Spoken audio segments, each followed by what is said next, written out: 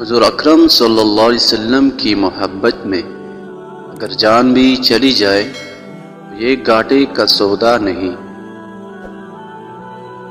محشر کے دن ہر چھپی ہوئی چیز ظاہر ہو جائے گی، ہر ہتکار خود رسوا ہو جائے گا۔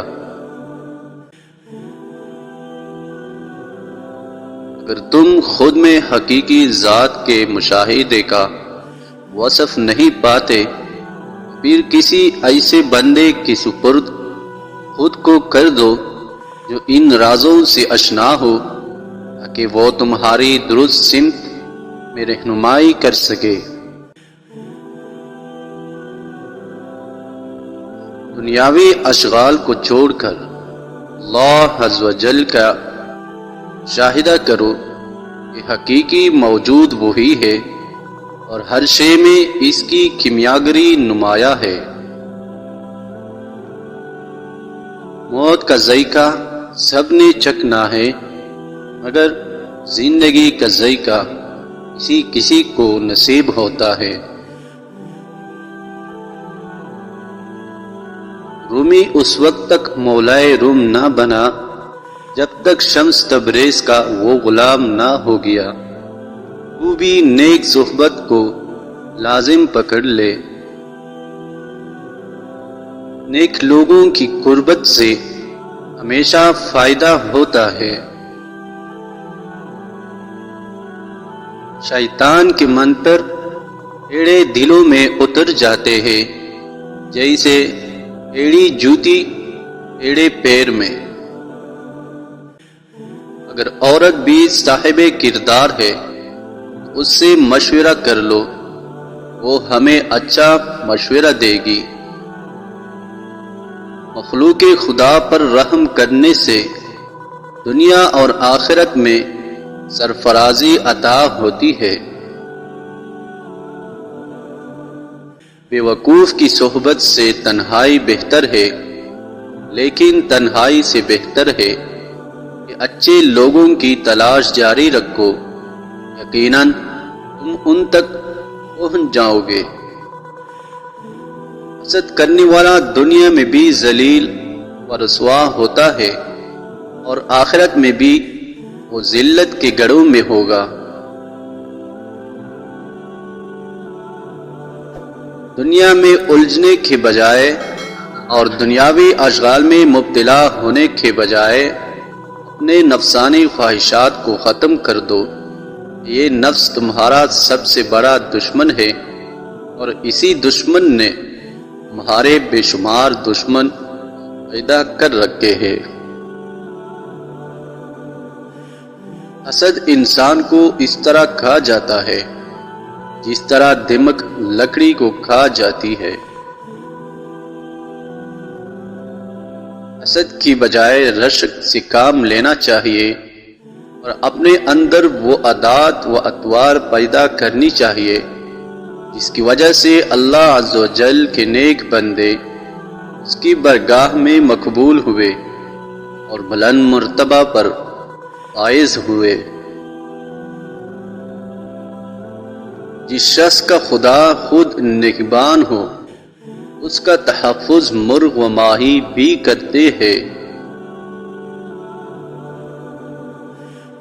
دنیا حاصل کرنا برائی نہیں، لیکن جب دنیا کو آخرت پر ترجیح دے دی جائے پھر سراسر خسارہ ہی خسارہ ہے۔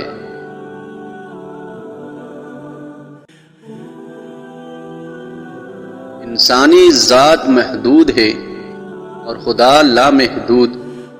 اگر محدود یعنی انسان لامحدود کا امتحان لینے کی کوشش کرے، اسے حماقت اور بیوقوفی کے سوا اور کیا کہا جا سکتا ہے؟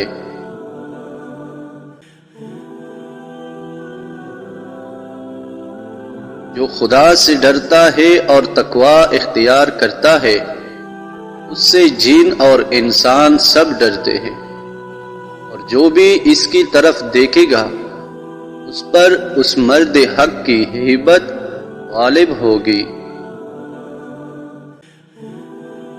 نامناسب دعا آداب بندگی کے خلاف ہے۔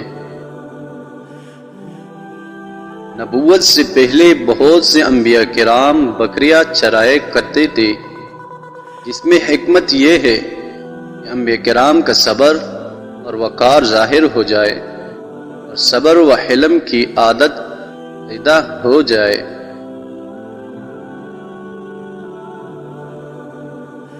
جب نصرت الہی پر کامل یقین ہو جائے تو مومن کے دل سے مخلوق کا خوف ختم ہو جاتا ہے۔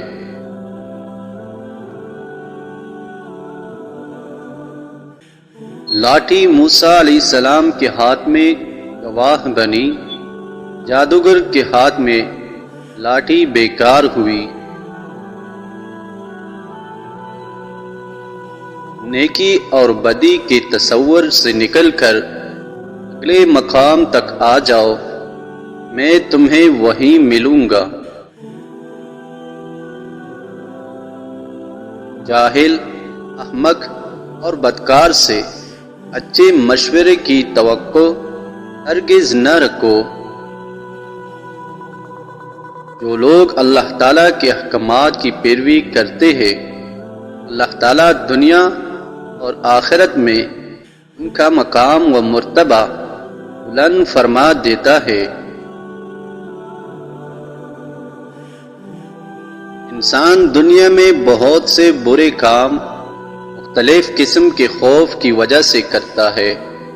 اگر خدا کی مدد پر یقین کامل ہو جائے تو انسان لاتعداد برائیوں سے بچ سکتا ہے۔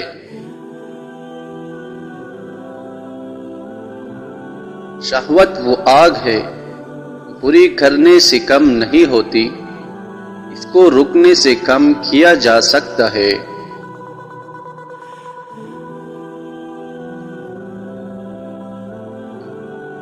یہ آپ کا راستہ ہے، صرف آپ کا، دوسرے اس پر چل تو سکتے ہیں لیکن کوئی بھی آپ کے لیے اس پر نہیں چلے گا۔ غم نہ کرو، تم جو کچھ بھی ہارتے ہو وہ کسی اور شکل میں واپس لوٹ آئے گا۔ محبت پل ہے تمہارے اور دنیا میں موجود ہر چیز کے درمیان۔ ان لوگوں کو نظر انداز کرے جو آپ کو اداس اور خوفزدہ کرتے ہیں، جو آپ کو بیماری اور موت کی طرف لے جاتے ہیں۔